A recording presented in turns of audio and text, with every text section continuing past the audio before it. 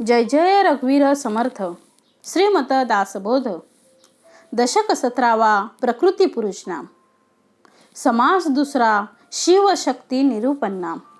श्रीराम समर्थ. ब्रह्म निर्मळ निच्छळ, जैसे गगन अंतराळ, निराकार केवळ निर्विकारी. दशक 17वा. समास दुसरा. शिवशक्ती निरूपण नाम.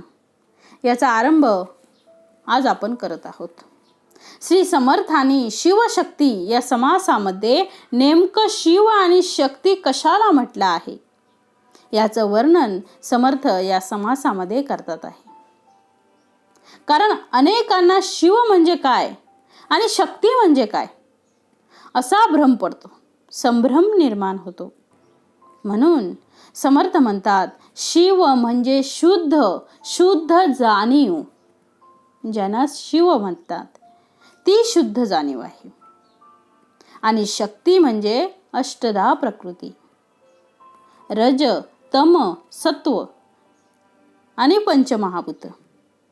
यामुळे तयार झालेली ही अष्टधा प्रकृती, याचा अर्थ ती शक्ती आहे. आणि ते शिव म्हणजे शुद्ध जाणीव आहे. मुळात परब्रह्म निश्चळ आहे. तो निराकार आहे, निर्विकार आहे, ते अनंत आहे, संत आहे. असं जे मूळ परमेश्वराचं, परब्रह्माचं स्वरूप आहे, त्या मूळ स्वरूपामध्ये जेव्हा ब्रह्मात संकल्प निर्माण झाला त्यावेळी मूळ मायेचा जन्म झाला. या मूळ मायेतूनच ही संपूर्ण अष्टधा प्रकृती निर्माण झाली. म्हणून समर्थ या समासामध्ये विशेष करून शिव आणि शक्तीचं वर्णन करतात. सुरुवातीला पहिल्या 5 ओवी ब्रह्माचं वर्णन करणारे आहेत. समर्थ म्हणतायत, ब्रह्म निर्मळ निच्छळ, जैसे गगन अंतराळ, निराकार केवळ निर्विकारी. अंतची नाही ते अनंत, शाश्वत आणि सदोदित, अनंत नव्हे ते संत सर्व काळ. परब्रह्म ते अविनाश, जैसे आकाश अवकाश, न तुटे न फुटे सावकाश, जैसे तैसे. हे समर्थांनी वर्णन केलं आहे. तेथे ज्ञान ना अज्ञान, तेथे स्मरण ना विस्मरण, तेथे अखंड निर्गुण निरावलंबी. तेथे चंद्र सूर्य ना पावन पावक, नव्हे काळोखे ना प्रकाशक, उपाधी वेगळे एक निरोपाधी ब्रह्म. समर्थांनी या निरोपाधी ब्रह्माचं वर्णन करताना समर्थ म्हणतायत, ब्रह्म निर्मळ आहे, अत्यंत शुद्ध आहे, ते निश्चळ आहे, ते स्थिर आहे. गगन अंतराळ, ज्याप्रमाणे गगन आहे त्याप्रमाणे ते जसं आहे तसं आहे, निर्विकारी आहे. त्याला आकार सुद्धा नाही. गगनाला आकार नाही त्याप्रमाणे ब्रह्मालाही आकार नाही, ते निर्विकार आहे. अंतची नाही ते अंत, ज्याला अंत नाही आहे असं ते अनंत आहे. ते ब्रह्म शाश्वत आहे आणि सदोदित आहे. आज आहे, उद्या आहे आणि परवाही राहणार आहे. अखंड राहणार आहे. काल होतं, आज आहे आणि उद्या असणार आहे. सदोदित आहे. अशा प्रकारचं हे परब्रह्म अनंत नव्हे ते संत सर्व काळ. संत म्हणजे स्थिर, संत म्हणजे शाश्वत, ते सर्व काळ राहणार आहे. परब्रह्म ते अविनाश, परब्रह्म अविनाशी आहे. जैसे आकाश अवकाश, जसं आकाश अवकाशी आहे, अविनाशी आहे, ते नष्ट होणार नाही, ते फुटत नाही, तुटत नाही, ते जसं आहे तसं राहत आहे. तेथे ज्ञानही आहे आणि अज्ञानही आहे, स्मरणही आहे आणि विस्मरण नाही, स्मरण नाही आणि विस्मरणही नाही. तेथे अखंड असं निर्गुण परब्रह्म तत्व आहे. ते निरावलंबी आहे. याचा अर्थ त्याला कशाचाही आधार नाही, त्याला आश्रय नाही, ते स्वतःहून निर्माण झालंय असं ते निरावलंबी स्वयंभूत तत्व आहे. कुणी निर्माण केलं नाही. तेथे चंद्र, सूर्य, पावक म्हणजे अग्नी काहीच नाही आहे. नवे काळोख ना प्रकाशक, उपाधी वेगळे एक निरोपाधी ब्रह्म. उपाधी वेगळा आहे. प्रत्येक गोष्टीला उपाधी आहे. उपाधीमुळे प्रगट होते आहे. पण हे ब्रह्म निरोपाधी आहे. ते कशामुळे ते प्रगट झालेलं नाही आहे, ते स्वयंभू आहे. पुढे समर्थ म्हणतायत, निच्छळी स्मरण चेतले, त्यास चैतन्य ऐसे कल्पिले, गुण समानत्वे झाले गुण साम्य ऐसे. आता समर्थांनी 6व्या ओवीमध्ये या ब्रह्मामध्ये जेव्हा चलन निर्माण झालं, जेव्हा ते चेतवलं गेलं, जेव्हा ते प्रगटलं, त्यानंतरच मूळ मायेचा जन्म झाला. ब्रह्मामध्ये निर्माण झालेली इच्छा, एकोहम बहुश्याम अशा प्रकारची संकल्पना मनात निर्माण झाली आणि ब्रह्माचा एकटेपणा जो आहे तो आता दूर झाला आणि म्हणून तिथे मायेचा जन्म झाला. समर्थ त्याचं वर्णन करतायत. निच्छळी स्मरण चेतले, त्यास चैतन्य ऐसे कल्पिले, गुण समानत्वे झाले गुण साम्य ऐसे. गुण समानत्वे झाले, गुण साम्य. रज, तम आणि सत्व हे 3 गुण समान झाले. या 3 समान गुणांमुळे एका चैतन्याला इथे गुण साम्य मिळू लागले. गुण साम्यता ब्रह्माला निर्माण झाली. ते ब्रह्म यामध्ये मायेच्या रूपाने प्रगट झालं. निच्छळी स्मरण चेतले, निच्छळ म्हणजे परब्रह्म, त्याच्यामध्ये चळ निर्माण झालं, त्याला चैतन्य असं म्हटलेलं आहे. जसं वृक्ष आहे, त्या वृक्षाला पालवी फुटते, फुलं येतात, पाने येतात, फळं येतात. त्याला कारण काय? तर त्या निच्छळी असलेल्या परब्रह्माच्या चलनामुळे ते सर्व निर्माण होते आहे. तो परब्रह्म त्या वृक्षामध्येच आहे आणि म्हणूनच त्याला पालवी येते आहे. म्हणून त्याला पानं, फुलं, फळं येतात आहे. यामध्ये बदल होतो आहे. हा जो बदल आहे, हे चैतन्याचं जे सामर्थ्य आहे, पण त्यामध्ये मूळ मात्र परब्रह्म तत्व आहे. हे मूळ परब्रह्म तत्व जे आहे ते असल्याशिवाय शक्य नाही. गगनी आलिया अभ्रछाया, गगनी आली अभ्रछाया, तैसी जाणीजी मूळ माया, उद्धवानी विलया वेळ नाही. ते निर्मळ आहे आणि संपणे याला काहीच वेळ लागत नाही. मूळ माया ती जन्माला येते. ज्याप्रमाणे आकाशामध्ये ढग येतात आणि त्या अभ्रछायेमुळे आकाश सुद्धा ढगूळ झाल्यासारखे, गढूळ झाल्यासारखे वाटते. आकाशामध्ये सुद्धा आपल्याला काळोख निर्माण झाल्यासारखा वाटतो. चंद्र, सूर्य या अभ्रछायेचे मूळ सूर्य सुद्धा अप्रकाशित असतो. कधी कधी सूर्य दिसत देखील नाही, पण ती गोष्ट फार काळ टिकत नाही. ढग निघून गेले की पुन्हा निरभ्र आकाश दिसू लागते आणि मग आकाशामध्ये चंद्र, सूर्य आपल्याला दिसू लागतात. समर्थ म्हणतात, अशा प्रकारे मूळ माया काही क्षणापुरती येते आणि ती पुन्हा निघून जाते. ती येणे आणि जाण्याला फार वेळ लागत नाही. निर्गुणी गुण विकारू, तोची षडगुणेश्वरू, अर्धनारी नटेश्वरू तयास म्हणजे. समर्थांनी त्या ब्रह्माचे वेगवेगळे नामकरण केले आहे.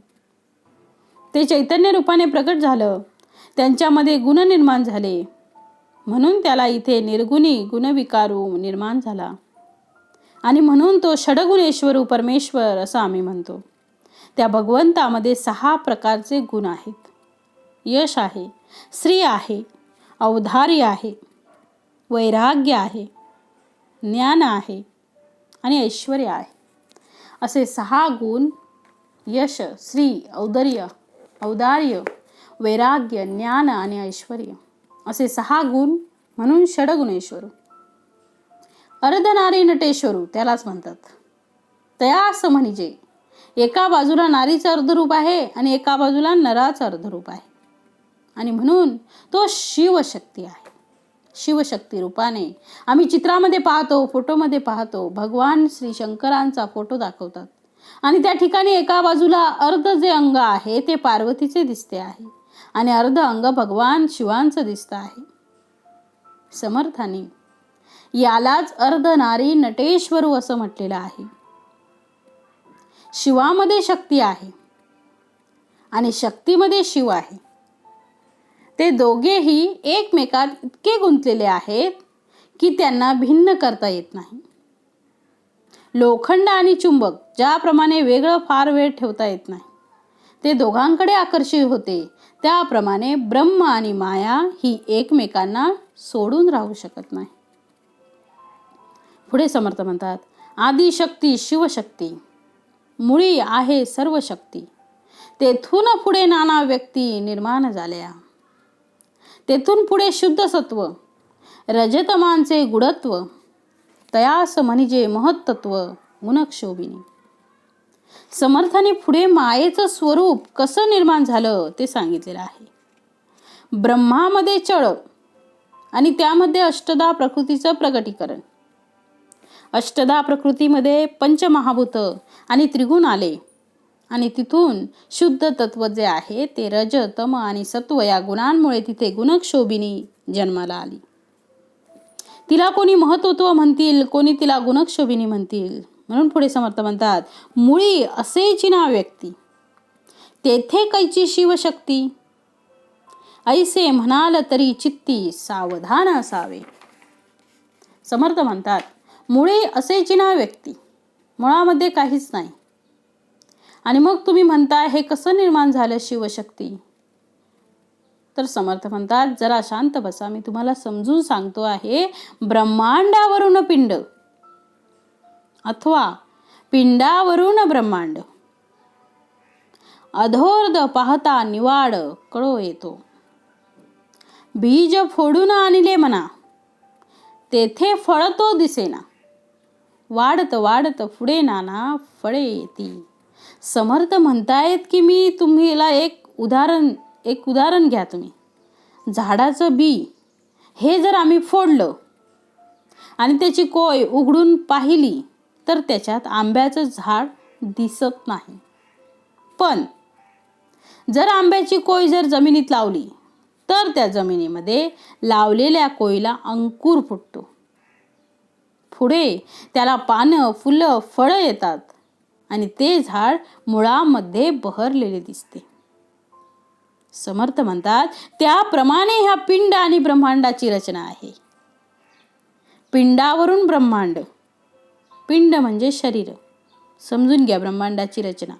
पिंडावरून ब्रह्मांड, ब्रह्मांडावरून पिंड अथवा पिंडावरून ब्रह्मांड, अधोर्ध पाहता निवाड कळ येतो.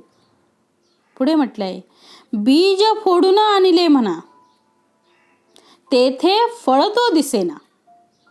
बीज फोडलं पण फळ दिसत नाही. वाढत वाढत पुढे नाना फळे येती. म्हणजे पण त्या एकाच बी पासून अनंत आम्हाला फळं मिळतात. त्याप्रमाणे एका शिवशक्तीपासून या संपूर्ण सृष्टीची निर्मिती झाली. ती नानाविध प्रकारे निर्माण झाली. त्याचं मूळ जे आहे ती वासना आहे. म्हणून समर्थ म्हणतायत पुढे, फळ फोडिता बीज दिसे, बीज फोडिता फळ नसे, तैसा विचार असे पिंड ब्रह्मांडी.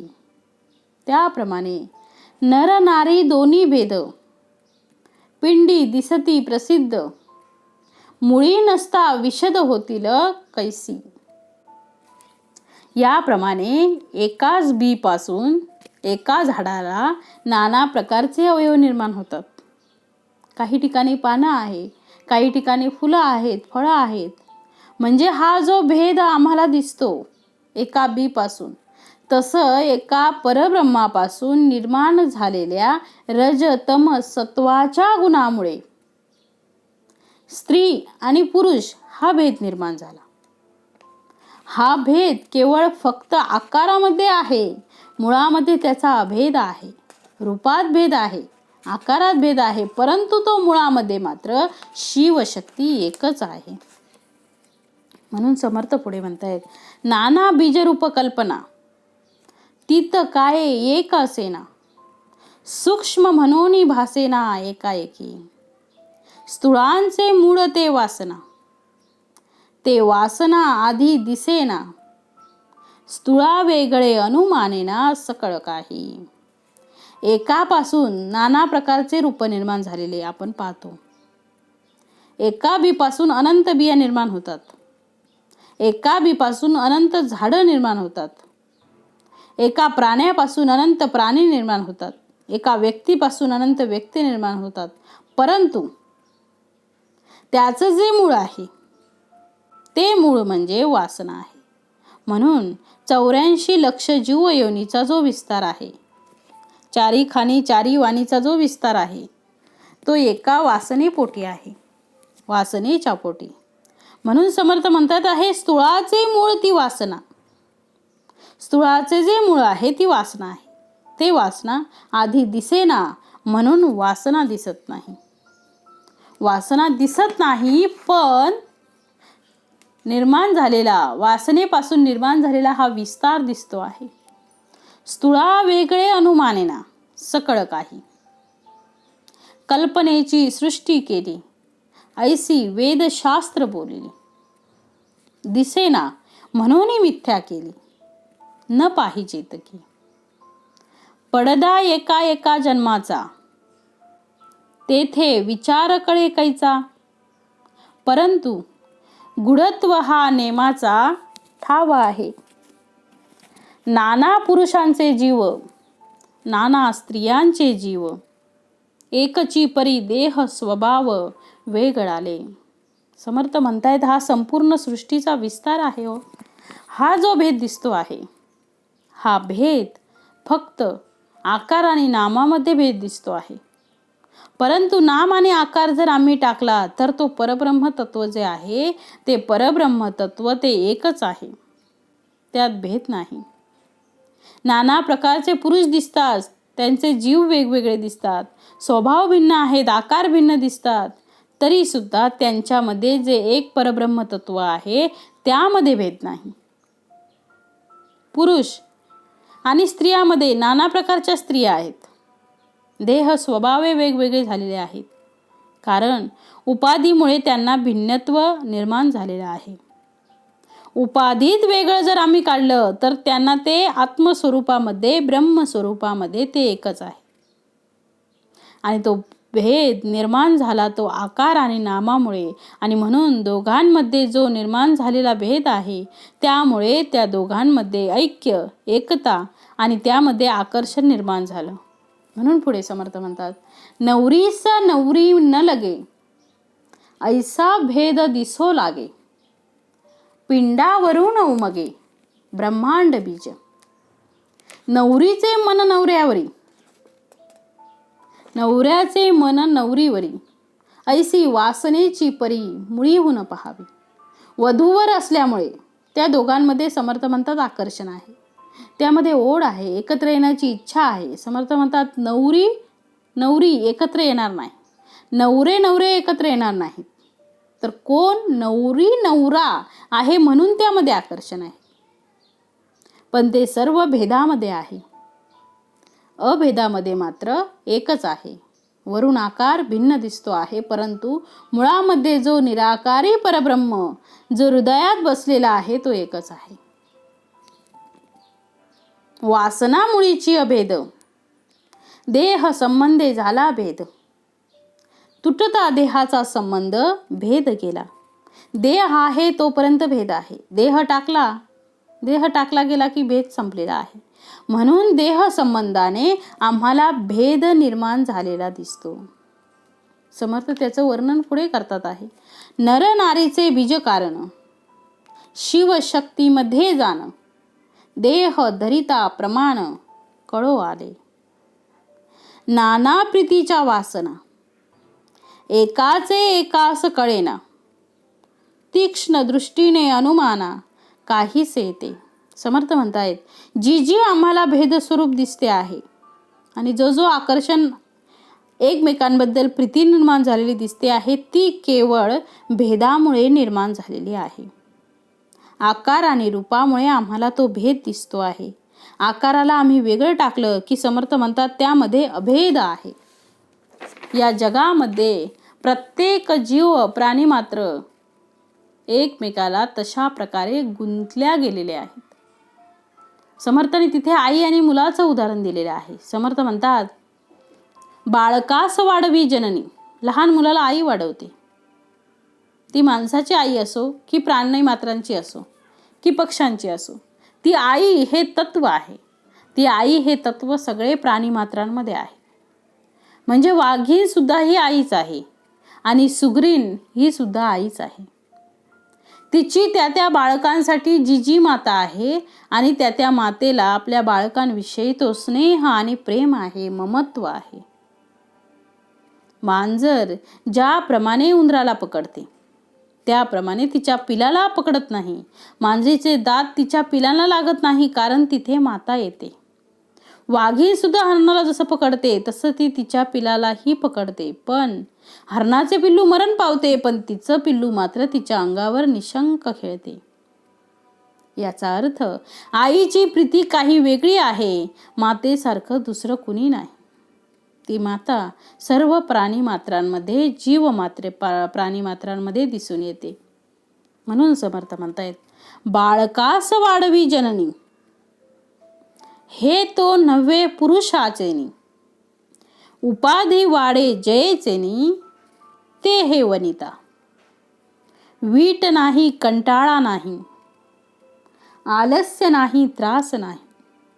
इतुकी माया कोठेची नाही, माते वेगळी.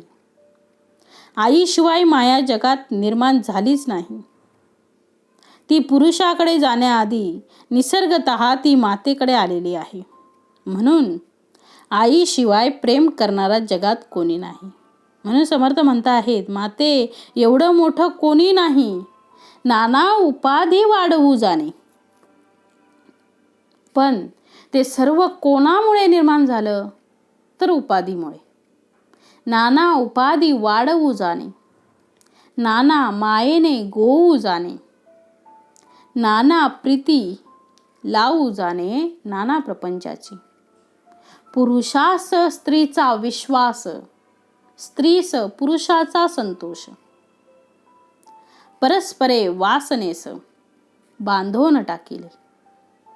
ईश्वरे मोठे सूत्र केले, मनुष्य मात्र गुंतून राहिले. लोभाचे गुंडाळे केले, उगवे ना ऐसे. ऐसी परस्परे आवडी, स्त्री पुरुषांची महागोडी. हे मुळीहून चालिली रोकडी, विवेके पाहावी. मुळी सूक्ष्म निर्माण झाले, मुळामध्ये सूक्ष्म आहे. पुढे स्पष्ट दिसून आले, उत्पत्तीचे कार्य चाले, उभयंता करिता. स्त्री आणि पुरुष आहे म्हणून जगाचा विस्तार आहे. म्हणून नुसता पुरुष असला तरी जमलं नसतं, तसं स्त्री असली तरीही. म्हणून शिव आणि शक्ती आहे म्हणून ही जगज्योती आम्हाला दिसून येते आहे. मुळी शिवशक्ती खरे. मुळामध्ये शिव आणि शक्ती मूळ आहे. त्याचेच नाना रूप पुढे निर्माण झाले आहेत. मग ते प्राणी मात्र असतील, पशु पक्षी असतील, मनुष्य मात्र असतील, जीवजंतू असतील, ही सुद्धा मुळामध्ये शिव आणि शक्ती दोन्हीकडे आहे. म्हणून शिव आणि शक्ती, नर आणि नारी, नर नारी नटेश्वर, वधू आणि वर दोन्हीकडे आहे. आणि तेच वेगवेगळ्या नामाने नटलेले जरी असले तरी मुळामध्ये ते परब्रह्म शुद्ध अशी जाणीव आहे. म्हणजे शिव आणि शक्ती म्हणजे ती प्रकृती, या दोघांच्या मिलनातून विश्वाची निर्मिती झाली आहे. म्हणून पुढे समर्थ म्हणतायत मुळी शिवशक्ती खरे, पुढे झाली वधूवरे, 84 लक्ष विस्तारे, विस्तारली जे. येथे शिवशक्तीचे रूप केले, श्रोती मनास पाहिजे आणिले. विवरालिया विन बोलिले, ते व्यर्थ जाणावे. म्हणून ते समजून घ्या आणि त्याप्रमाणे शिवशक्तीचं स्वरूप जगामध्ये ओळखा. इति श्री दासबोधे गुरुशिष्य संवादे शिवशक्ती निरूपणाम समास दुसरा. जय जय रघुवीर समर्थ.